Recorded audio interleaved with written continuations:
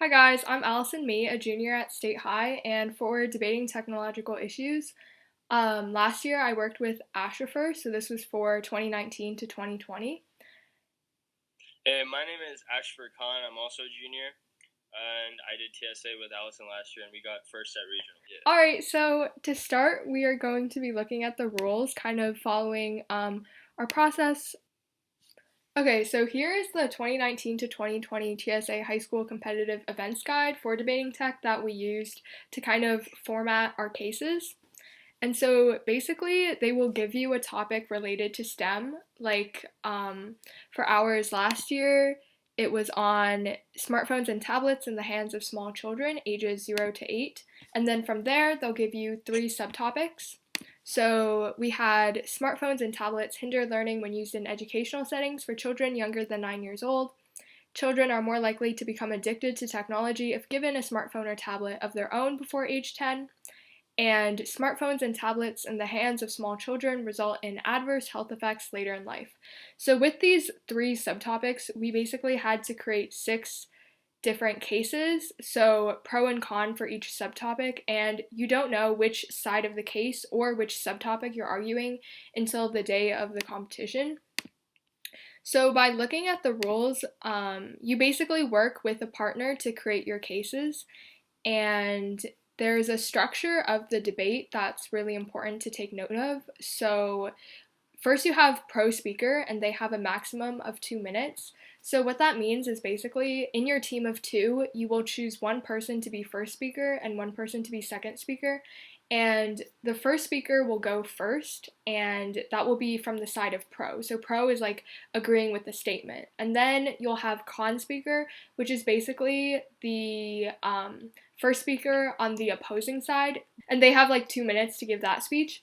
And then there's a 1 minute break, so both teams can take that 1 minute to talk it out or write any notes that they might want to use later on in the debate. And for the pro cross examination of con, either you or your partner or both of you can go up to the podium and ask questions to con. And when you ask questions, it's important to direct your questions to the judge rather than looking at your opponent.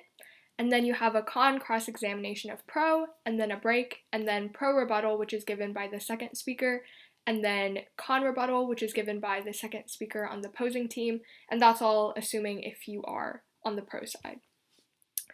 So this just generally gives you an overview of how the seating works when you get to the competition, and this will most likely be different since Debating Tech Issues is remote this year. But I would generally just look over the updated rules to kind of see and get a sense of what's going on with the whole event. And for this, you can have note cards, so you don't need to feel pressured at all to memorize, but it is good just to know your content and to be ready for those cross examinations. All right. So for how you actually want to construct your cases and want to do your research, you just want to make sure at first that you overall understand what each subtopic is about. So there's a lot of ways you can do that. You can just go through key phrases like how tablets hinder learning at first, and then go more deeper into how tablets hinder learning in younger ages or young adults and stuff like that to really vary yourself and verse yourself in the topic so that you know exactly what points you want and don't want in your pro and con cases. And after you do that, after you get some general knowledge and background info, then you can really start to focus in and look for arguments that support either side. So for example, one of our cases on the pro side for the first subtopic was you just start with my partner and I affirm resolve smartphones and tablets in their learning when used in educational settings for children younger than 9 years old. And then you just use contentions to really structure the entire debate. And so for us, our first contention is the distraction caused for children when used in an academic setting. When smartphones and tablets are utilized, children gain exposure and access to smartphones and tablets. The accessibility leads to their ability to engage with these devices, thus using them to play games or become distracted. According to the Center for Economic Performance, in a survey used in London, it found that in 2007, the amount of schools that had been banned cell phones rose to 50%, and by 2012, some 98% of schools either did not allow phones on school premises or required them to be handed in at the beginning of the day. This illustrates the drastic change that took place throughout the years. As the technology became more widespread, they banned more phones to recognize the immense dangers phones and tablets provide. Additionally, teachers cannot be expected to monitor every student in the classroom. As a result, many could be not paying attention instead of playing games on their devices, other non-educational tasks. Okay, so here's a solid example of a good contention that's supported by statistical evidence or just evidence in general.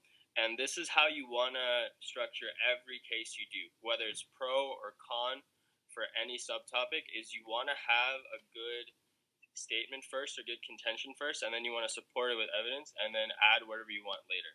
And each case, if time permits, you can have more than one contention, but it's generally that one really strong intention is better than like 4 unbuilt ones with barely any evidence. So if you find one really good one, hammer it in with good evidence. If you find a bunch of weak ones, make sure you at least reinstate it with some sort of evidence.